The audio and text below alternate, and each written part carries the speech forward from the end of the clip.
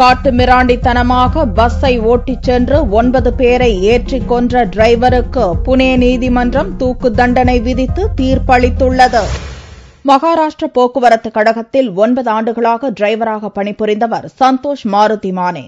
39 வயது நிரம்பிய மானே 2012ஆம் ஆண்டு ஜனவரி 25ஆம் தேதி காலை 8 மணிக்கு புனே பணிமனையிலிருந்து பேருந்து ஒன்றை கடத்திச் சென்றார். நெரிசல் மிக்க சாலைகளில் சென்ற கார், பைக், ஆட்டோ, சைக்கிள் என்று கண்ணில் பட்ட வாகனங்கள் மீதெல்லாம் பயங்கரமாக மோதினார். இதில் 9 அப்பாவிகள் பலியாயினர். 30க்கும் மேற்பட்டோர் படுகாயமடைந்தனர். நாட்டையே உலுக்கிய இந்த வழக்கின் விசாரணை புனே நீதிமன்றத்தில் நடந்தது. இவ்வழக்கில் மானேவுக்கு தூக்கு தண்டனை வழங்கி நீதிமன்றம் திங்களன்று உத்தரவிட்டது.